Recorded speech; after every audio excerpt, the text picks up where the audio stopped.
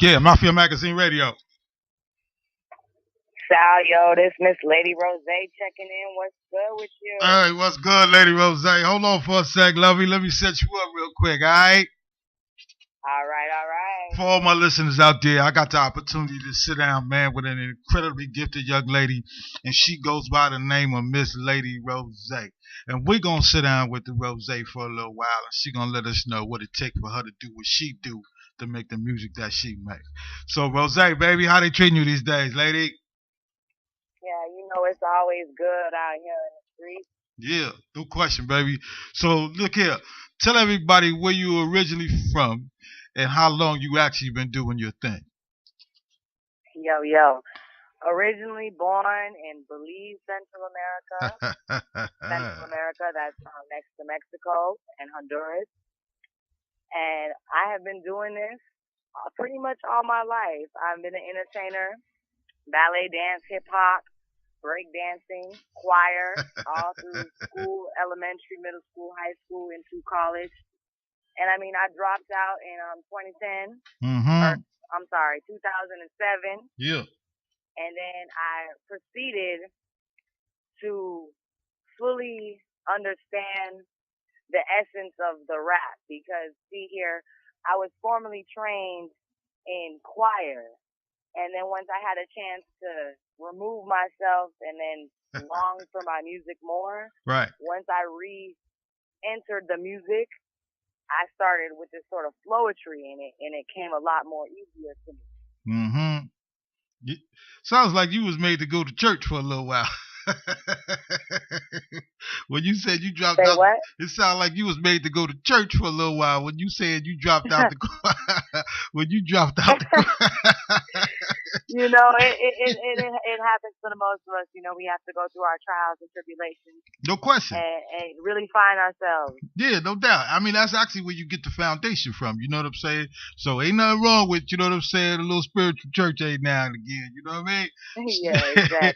So Roszea, baby, tell us. I mean, at some point in the game, you know what I'm saying, you decided to do what you're gonna do and all that, but there had to be something or somebody that actually inspired you to actually want to get into the game the way that you and do music the way that you do. Oh, yes, there is. What? Now, I must say, ultimately, Michael Jackson is the one. What? Michael Jackson is the one, the number one. Yeah. Since I was about, say, 3 years old, 80s babies that I am, Mm-hmm. you know, watching Michael on that screen, I knew this is what I am to do. I'm Yeah. an entertainer. No doubt.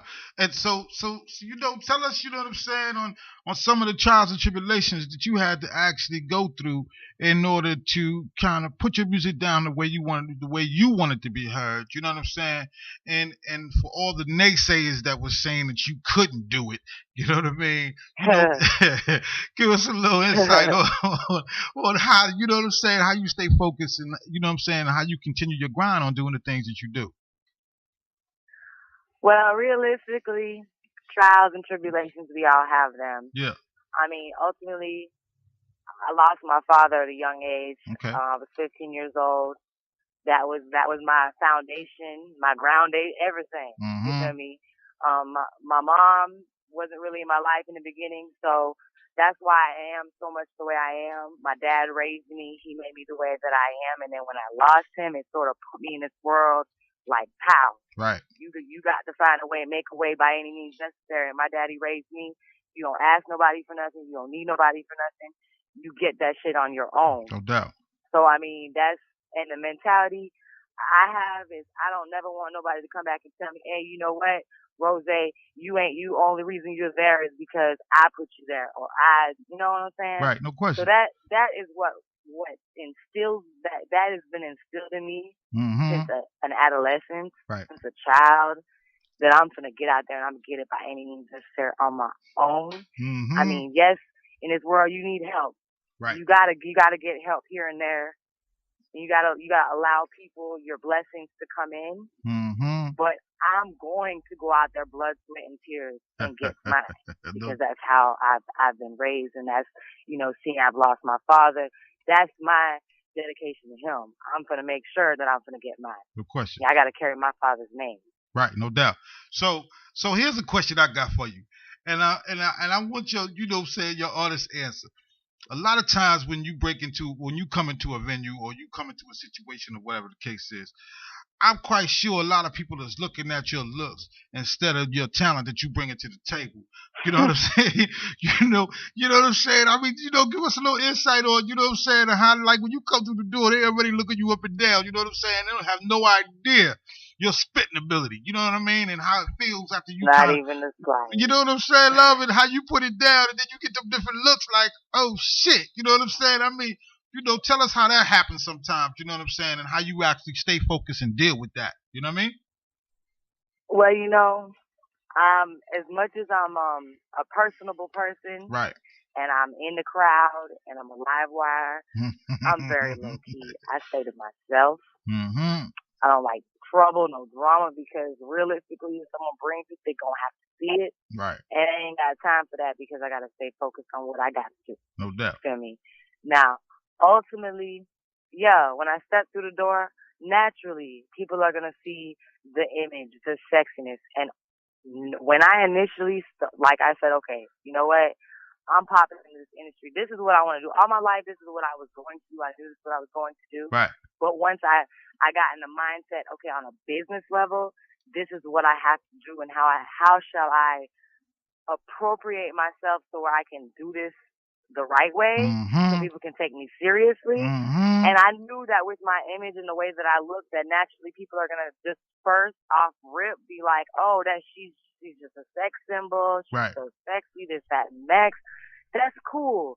You gotta embrace that. God made us the way that we are. Right. You know what I'm saying? And I've been told time and time again, walk with your chin up. Don't hide your titties. You know what I'm saying? Because I am a tomboy. But I did go through a phase where I wasn't embracing who I am. Right. But when I walk through the club, I am who I am, and I'm gonna hold my head high, and I'm gonna walk like that. You feel me?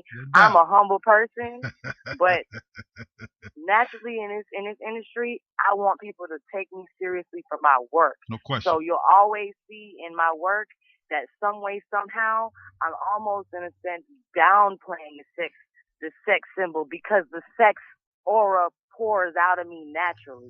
And that sometimes is a curse and a blessing. Right. I don't have to try to be sexy. The sexy is just there. No doubt, baby. So Roszea, I can already know. I mean, you ain't have to tell me. You know what I'm saying? I already know it all that. I just want you to let everybody else know. You know what I'm saying? Well, everybody, there you go. I ain't trying to be sexy, right. But it's Don't play with her, Jack, because she got something for you. You heard? Listen, yeah, sip Roszea all day, baby. No doubt. You know what I'm saying? So here's my question to you. You know what I'm saying? Your particular type style, the way that you put it down, who do you actually liken your style to, or do you actually feel like you have your own style and you kind of bringing something new to the game? Well, I'm gonna speak on what I've heard and what I know. Okay. And when I say I know, I'm gonna speak on what I know first, and that's coming from me, because I'm gonna speak on what I can speak on. No doubt. And with that being said, I don't really I'm gonna try to do this like this, or I'm gonna make this vibe like that.